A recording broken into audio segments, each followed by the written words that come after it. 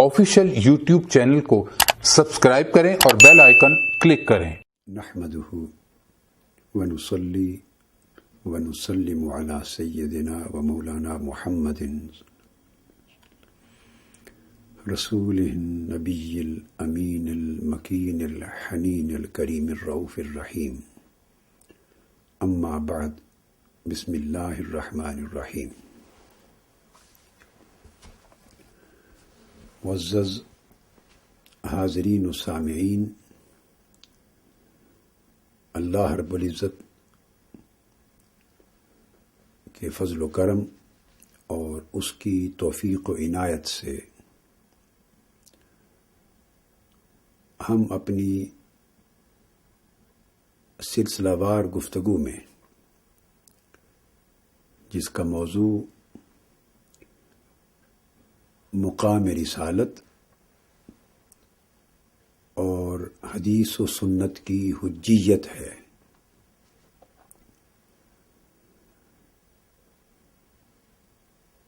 ترتیب کے ساتھ مستشرقین اور مغربی مفکرین کی تنقید کا اور اسلام، حدیث، سنت اور احکام شریعت کی تشکیل کے موضوع پر ان کے بے جا اور بے بنیاد اعتراضات کا اور الزامات کا جواب دیتے چلے آ رہے ہیں، اور بہت سی کتب حدیث سے اسانید صحیحہ کے ساتھ صحیح احادیث اور صحیح اور ثقہ اور پختہ روایات کے ذریعے یہ بات ثابت کر چکے ہیں کہ سنت کا تصور دوسری یا تیسری صدی ہجری میں اپنی شرعی شکل میں اور اپنی ٹیکنیکل سینس میں وجود میں نہیں آیا، اور ائمہ فقہ نے اس کو شرعی معنی نہیں پہنایا، بلکہ لفظ سنت اور لفظ حدیث اپنے کامل شرعی معنی میں، جیسا کہ کتب فقہ میں اور کتب احکام میں اور مصادر شرعیہ میں صدیوں سے سنت اور حدیث کا معنی، مفہوم اور مراد اور اس کا تصور چلا آ رہا ہے، ایگزیکٹلی یہی معنی اور یہی تصور خود حضور علیہ الصلوۃ والسلام نے اپنی زبان مبارک سے متعین فرما دیا تھا۔ اور اس سلسلے میں ہم 50 احادیث جو صحیح سند کے ساتھ ثابت ہیں ان کا حوالہ دے چکے ہیں، اور حضور علیہ الصلوۃ والسلام کے عہد مبارک سے خلفائے راشدین اور صحابہ کرام اور ان کے بعد تابعین اور تبع تابعین کے ادوار تک اس معنی اور تصور کا ایک تسلسل ملتا ہے جس میں کہیں بھی انقطاع نہیں ہے۔ سو بات کے ائمہ فقہ نے اگر اس تصور کو اپنی کتابوں میں بیان کیا ہے تو وہ اس تصور کے موجد نہیں ہیں، اس تصور کے بانی یا انوینٹر یا انٹروڈیوس کرانے والے نہیں ہیں، بلکہ یہ تصور حضور علیہ الصلوۃ والسلام کا عطا کردہ ہے، جس کو تمام نسلوں نے من و ان آگے کیری کیا ہے۔ آج ہم اس نشست میں کچھ اور احادیث کا حوالہ اسی ہی کنسیپٹ کو ایسٹیبلش کرنے اور اس کو مزید سبسٹینشیٹ کرنے کے لیے عرض کر رہے ہیں۔ اب ایک اور حدیث جو اس وقت میں اسی گفتگو کے تسلسل میں آج پیش کر رہا ہوں، وہ سنن دارقطنی میں مروی ہے، اور امام دیلمی نے بھی اس کو روایت کیا ہے۔ عبداللہ ابن مسعود رضی اللہ تعالی عنہ اس حدیث کے راوی ہیں، اور دیگر کئی ائمہ نے اپنے اپنے طرق اور اسانید کے ساتھ الگ الگ طرق سے اس حدیث کو لیا ہے۔ عبداللہ ابن مسعود رضی اللہ تعالی عنہ نے روایت کیا کہ ثلاث من السنہ، 3 چیزیں سنت سے ثابت ہیں۔ اب صاف ظاہر ہے کہ چونکہ آگے شرعی چیزوں کا بیان کیا جا رہا ہے، وہ رسم اور رواج کے میٹرز نہیں ہیں. اور عبداللہ ابن مسعود رضی اللہ تعالیٰ عنہ جو اکابر اور جلیل القدر صحابہ میں سے ہیں، وہ روایت کر رہے ہیں. تو اس میں کوئی شک کی بات نہیں رہ جاتی کہ من السنہ کہ 3 چیزیں سنت میں سے ہیں. اس سے مراد کس کی سنت ہے؟ واضح ہے کہ سنت رسول صلی اللہ تعالیٰ علیہ وآلہ وسلم ہے. فرماتے ہیں کہ 3 چیزیں سنت میں سے ہیں. ایک الصلاۃ خلف کل امام، ایک یہ کہ ہر امام کے پیچھے، اور صاف ظاہر امام سے مراد مسلمان امام ہے، ہر امام کے پیچھے نماز پڑھ لینا. لک صلاتک وعلیہ اثمہ، اور اگر اس میں کوئی گناہ بھی ہے تو مقتدی کو، اے مقتدی تیرے لیے تو میری نماز ہوگی اور اس کا گناہ اس کے ذمے ہوگا. تو یہ پہلی سنت فرمایا. دوسری والجہاد مع کل امیر، اور اگر جہاد کی ضرورت امت مسلمہ کو یا کسی اسلامی ملک کے باشندوں کو پیش آ جائے، حکمران اور امیر جو بھی ہو تو اس کے ساتھ مل کے جہاد کر لینا اس نیک مقصد پر جس کی بنیاد پر وہ واجب ہوا ہے. فرمایا لکا جہادک وعلیہ شرہ، اس وقت یہ نہ دیکھا جائے کہ امیر صاحب شر ہے، نیک اور پرہیزگار نہیں ہے، اس کا شر اس کے ذمے ہوگا. اور جہاد کرنے والوں کو فرمایا کہ تمہارا جہاد اس کا اجر تمہیں ملے گا. اور تیسری سنت فرمایا والصلاۃ علی کل میت من اہل التوحید، ہر کلمہ گو جو توحید و رسالت کا اقرار کرنے والا اور اس پر ایمان رکھنے والا ہے، اگر وہ فوت ہو جائے تو اس پر نماز جنازہ پڑھ لینا. عبداللہ ابن مسعود رضی اللہ تعالیٰ عنہ کے فرمان کے مطابق یہ تینوں چیزیں سنت نبوی صلی اللہ علیہ وآلہ وسلم ہے. تو آپ نے دیکھا کہ یہاں پھر لفظ سنت عین شرعی معنی اور شرعی تصور کے طور پہ استعمال ہوا ہے. اب سیدنا علی المرتضیٰ رضی اللہ تعالیٰ عنہ وہ روایت کرتے ہیں. آپ نے فرمایا، اور یہ بھی امام دیلمی نے مسند الفردوس میں روایت کیا، آپ فرماتے ہیں لا قول الا بعمل ولا قول ولا عمل الا بنیت ولا قول ولا عمل ولا نیت الا باحیاء السنہ. سیدنا علی مرتضیٰ رضی اللہ تعالیٰ عنہ نے فرمایا کہ قول کا کوئی اعتبار اور قبولیت عمل کے بغیر نہیں ہے. قول کی کوئی حیثیت نہیں ہے جب تک اس کے ساتھ عمل تائید نہ کرے. اسی طرح فرمایا قول اور عمل دونوں بھی اکٹھے ہو جائیں تو ان کی کوئی حیثیت اور اعتبار قبولیت کے درجے میں نہیں اگر اس کے ساتھ صحیح نیت شامل نہ ہو. اور پھر فرمایا کہ کوئی قول، کوئی عمل اور کوئی نیت، تینوں چیزیں مل کر بھی کوئی معنی اور حیثیت نہیں رکھتی اگر ان میں سنت کو زندہ کرنا اور سنت کو باقی رکھنا یہ برقرار نہ ہو. تو یہاں پھر آپ نے دیکھا کہ سنت سے مراد عین سنت نبوی صلی اللہ تعالی علیہ وآلہ وسلم. اسی طرح امام دیلمی نے عبداللہ بن عمر رضی اللہ تعالیٰ عنہ سے ایک اور مقام پر روایت کیا حضور علیہ الصلوۃ والسلام کا فرمان. وہاں حدیث کا اور سنت کا ایک رول کوٹ کیا جا رہا ہے، شرعی رول ہے جو قرآن کے رول کی طرح ہے. فرمایا ان احادیثی، آقا علیہ الصلوۃ والسلام نے فرمایا ان احادیثی ینسخ بعضها بعضا کنسخ القرآن، بے شک میری احادیث بھی ایک دوسرے کو منسوخ کرتی ہیں، یعنی میری احادیث میں بھی بعض ناسخ ہیں اور بعض منسوخ ہیں، اسی طرح جیسے یہ عمل نسخ قرآن مجید میں اللہ رب العزت نے رکھا ہے. کچھ احکام قرآن مجید میں ایسے تھے ابتدائی زمانے میں آئے جب اسلام اپنے اوائل دور میں تھا، اور وہ احکام اس دور کا کے جو ظروف تھے، حالات تھے، جو سرکمسٹانسز تھے، جو اس دور کی اپنی پولیٹیکل اور سوشل کنڈیشنز تھیں، تو جو انوائرمنٹ تھا ایک خاص، جب اسلام کمزور تھا اور اپنی طاقتور نہیں ہوا تھا، اسلام کی اپنی ریاست، سلطنت اور حکومت قائم نہیں ہوئی تھی، مسلمان مظلوم تھے، محکوم تھے اور چھپ کے اسلام کی تبلیغ کر رہے تھے.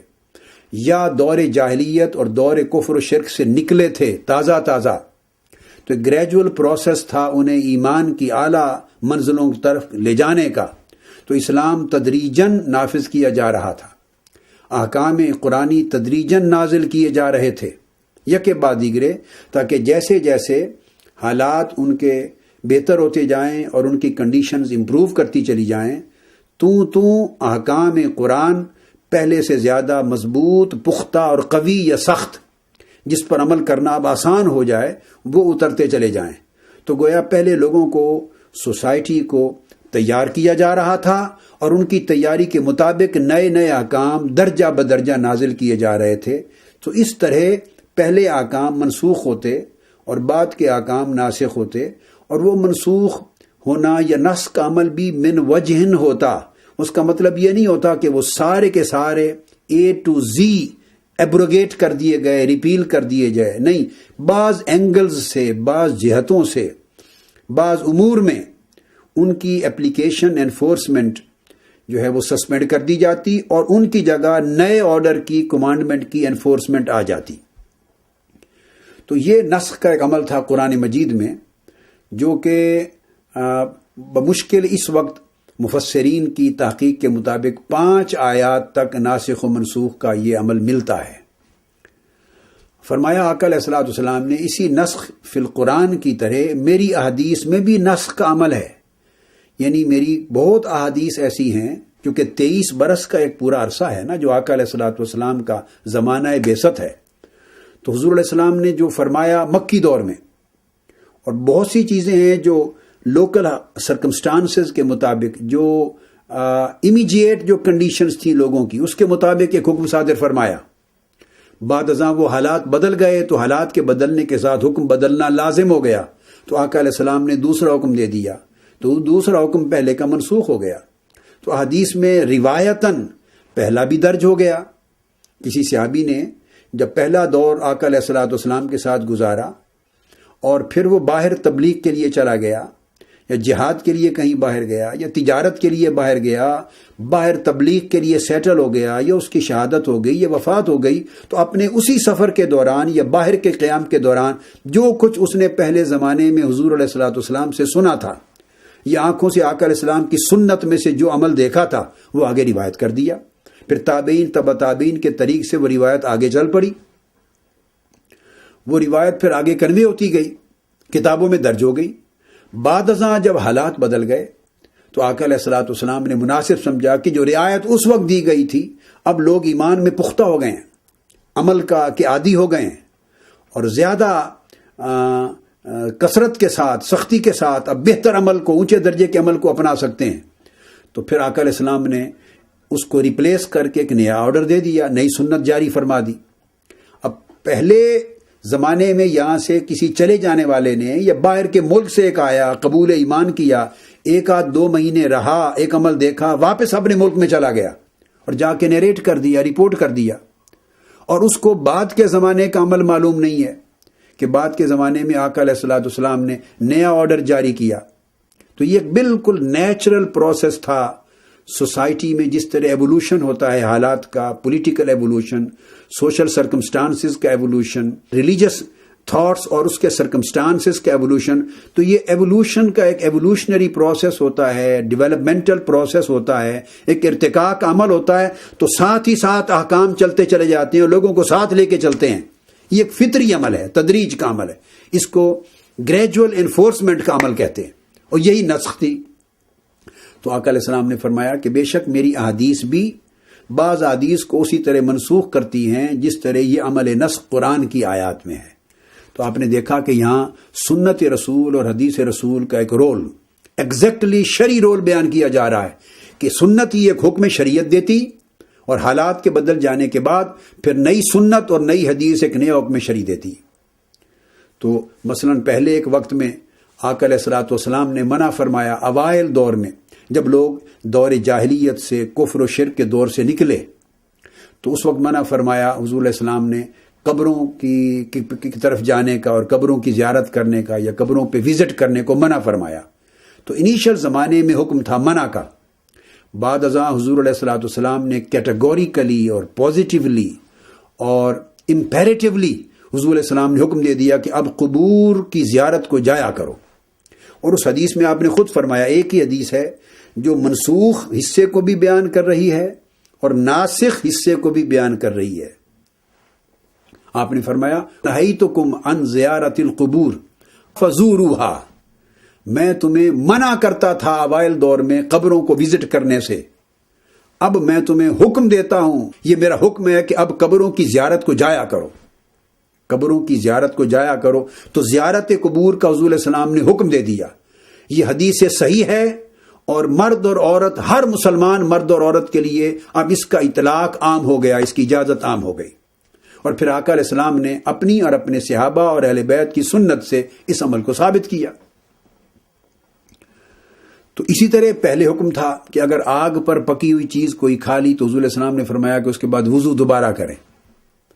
بعد ازاں اس کو منسوخ کر دیا کہ اب آگ پر پکی ہوئی چیز، کھانا، سالن، روٹی بھی کھا لی تو دوبارہ وضو کرنے کی ضرورت نہیں ہے. یہ میں نے دو چیزیں جسٹ نمونے کے لیے کوٹ کی ہیں. اس طرح کے بہت سے احکام مل جاتے ہیں جو اپنے اپنے وقت پہ گریجولی نسخ کے عمل سے گزرے ہیں. تو یہ قرآن اور سنت دونوں کا ایک عمل ہے جو شرعی اعتبار سے برابر چلتا ہے. اسی طرح حضرت ابو ہریرہ رضی اللہ تعالیٰ عنہ روایت کرتے ہیں اور حضرت عبداللہ ابن مسعود رضی اللہ تعالیٰ عنہ بھی راوی ہیں. دونوں صحابہ سے حدیث مروی ہے. حضور علیہ السلام نے فرمایا عمل قلیل فی سنت خیر من عمل کثیر فی بدعت. فرمایا کہ سنت کی اتباع میں تھوڑا عمل بھی اپنے اجر کے اعتبار سے، قبولیت کے اعتبار سے، برکت کے اعتبار سے، اثر کے اعتبار سے اور بلندی درجات اور قبولیت کے اعتبار سے تھوڑا عمل اگر اتباع سنت میں ہو تو وہ بدرجہ بہتر ہے اس عمل سے جو اپنی مقدار میں، تعداد میں تو بہت زیادہ ہو، کوانٹم میں، مگر وہ بدعت پر مبنی ہو. تو گویا حضور علیہ السلام نے یہاں بھی اتباع سنت کے تحت کیا گیا تھوڑا سا عمل بھی بدعت کے تحت کیے گئے کثیر عمل سے زیادہ بابرکت اور زیادہ مقبول اور زیادہ ماجور اجر والا قرار دیا. تو یہاں بھی لفظ سنت عین شرعی معنی میں سنت رسول صلی اللہ علیہ وآلہ وسلم کے طور پہ استعمال کیا گیا. اسی طرح حضور علیہ السلام نے فرمایا، ایک اور حدیث ہے، ابن الحارث رضی اللہ تعالیٰ عنہ روایت کرتے ہیں، آقا علیہ السلام نے فرمایا ما احدث قوم بدعتا الا رفع مثلها من السنہ. بدعت سے مراد دراصل وہ حکم ہے یا وہ عمل ہے وہ کہ جس کو احکام دین، اساسی احکام دین اور فرائض دین اور اساسی احکام شریعت کے طور پہ دین کا حصہ بنایا جائے. مثلا نماز، 5 نمازیں، یہ دین ہے. کوئی شخص نیا حکم جاری کر دے کہ اب نمازیں 4 ہو گئیں، 4 پڑھیں گے یا 3 پڑھیں گے یا 6-7 نمازیں، تو نمازیں کم کر دیں یا نمازیں بڑھا دیں تو یہ بدعت ہوا. من احدث فی امرنا ھذا فلیس منا. جو ہمارے اس امر یعنی امر دین میں کوئی نیا فتنہ نکالے، خواہ دین کو کم کر دے خواہ دین کو بڑھا دے، تو وہ بدعت ہوئی. مثلا کوئی حج کو منسوخ کر دے، یہ بدعت ہے. رمضان کے روزے ہیں، ماہ رمضان کے، کوئی کہہ دے یہ محرم میں شروع کر دیے جائیں گے، اب سہولت ہی ہے، یا یہ کہہ دے کہ گرمیوں میں پرابلم آتا ہے، رمضان روٹیٹ کرتا ہے، اس کو سولر منتھس کے حساب سے سردیوں میں کر دیا، یہ بدعت ہے. اور یہ رد بھی ہے، مذموم بھی ہے، گمراہی اور جہالت بھی ہے اور دخول دوزخ کا سبب بھی ہے. یہ بدعت کا معنی ہے. اسی طرح حج ہے، کوئی شخص کہے کہ جو لوگ دور سفر نہیں کر کے جا سکتے، جن کے پاس پیسے نہیں، محروم رہتے ہیں، وہ اپنے ملک میں کوئی جگہ بنا دی جائے، یہ کام کر لیں تو ان کا فرض حج ادا ہو گیا، یہ بدعت ہے. تو کوئی شخص نیا دعوی نبوت کر دے معاذ اللہ، یہ بدعت ہے. ارکان دین میں سے نماز، روزہ، حج، زکوٰۃ میں سے کسی ایک کو ساقط کر دے، یہ بدعت ہے. یا کسی ایک کو بڑھا دے، یہ بدعت ہے. کوئی جھوٹی نبوت کا، خواہ ذلی نبوت کے نام پر، خواہ بروزی نبوت کے نام پر، خواہ ذیلی نبوت کے نام پر، ضمنی نبوت کے نام پر، خواہ اتباعی نبوت کے نام پر، یہ سب من گھڑت اصطلاحات ہیں، من گھڑت ہیں، جن کا شریعت میں اور انبیاء علیہ السلام کی احادیث میں کوئی ثبوت اور سند نہیں ہے. یہ صرف ایک نئی جھوٹی نبوت کے اجراء کے لیے کوئی